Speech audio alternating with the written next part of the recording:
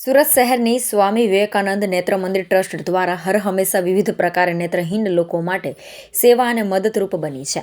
ત્યારે સ્વામી વિવેકાનંદ નેત્ર મંદિર ટ્રસ્ટ દ્વારા નવસારી ખાતે આવેલા શુપા ગુરુકુળ વિસ્તારમાં પોતાની સ્વામી વિવેકાનંદ નેત્ર મંદિર ટ્રસ્ટ સુપર સ્પેશિયાલિસ્ટ આંખની હોસ્પિટલ જે વિશ્વકક્ષાની હોસ્પિટલ બનવા જઈ રહી છે. ત્યારે આ હોસ્પિટલ કુલ 16 વીઘામાં આકાર પામવા જઈ રહી છે, જે કુલ 5 લાખ સ્ક્વેર ફીટની જગ્યામાં છે.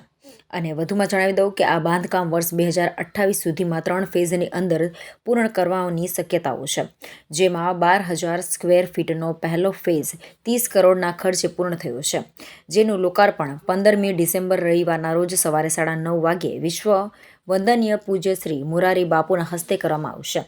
સ્વામી વિવેકાનંદ નેત્ર મંદિર ટ્રસ્ટના ડિરેક્ટર ડૉક્ટર ભાવિન પટેલે જણાવ્યું હતું કે તેમનું આ સપનું હતું કે જે લોકોને આંખની સમસ્યાઓ છે કે નેત્રહીન છે તેઓ માટે ઉત્તમ સારવાર મળે તે હેતુથી આ પ્રકારના પ્રકલ્પો તેમના દ્વારા સમાજમાં આપવામાં આવી રહ્યા છે.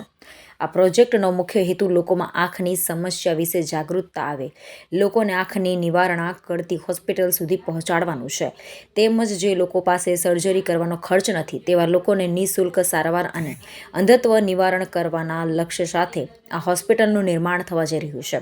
અને જેમાં 2 ફેઝની અંદર આ હોસ્પિટલમાં 21 ઓપરેશન થિયેટર, 64 જેટલા ઓપીડી બનશે, તેમજ દર મહિને 10,000 લોકોની સર્જરી થઈ શકે તેવી સુવિધાઓ આપવામાં આવશે.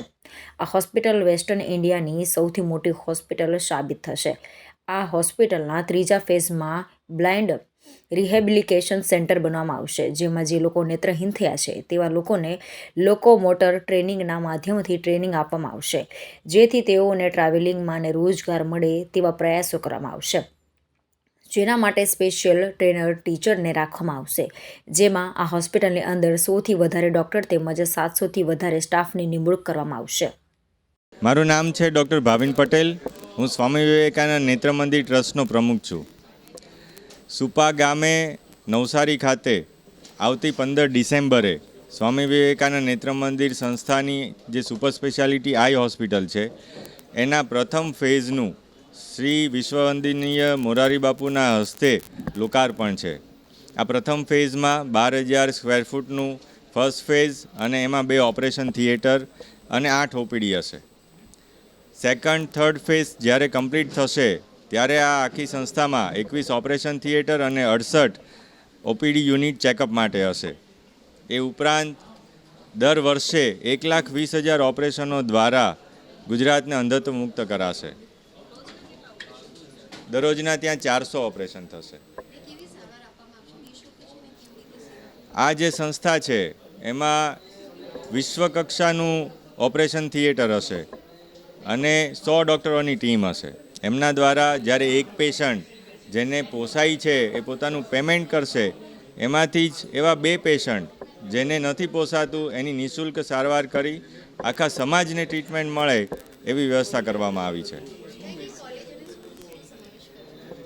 આ જે યુનિટ છે એમાં optometry college, ophthalmic nursing college અને ઓપ્થલ્મિક સર્જનની કોલેજ કરવામાં આવશે, જેમાં ડીએનબી સેન્ટર અને સુપર સ્પેશિયાલિટી ફેલોશિપ પણ હશે. એ સાથે અંધ લોકો કે જેમને હવે દેખાતું નથી અને ઘરમાં બેસી રહેવા મજબૂર થઈ જાય છે, એમના માટે ત્યાં પુનર્વસન કેન્દ્ર અને તાલીમ કેન્દ્રો હશે કે જેથી કરીને એ પણ આપણું જીવી શકે. હા, અને ત્યાં જે વૃદ્ધ અંધ થઈ જાય છે તો એમને નોર્મલ ઘરડાઘરમાં રાખવું ખૂબ જ મુશ્કેલ છે, તો ત્યાં એમના માટે પ્રજ્ઞાચક્ષુ ઘરડાઘર પણ હશે, જેમાં બાકીનું જીવન એ સરળતાથી ગુજારી શકશે.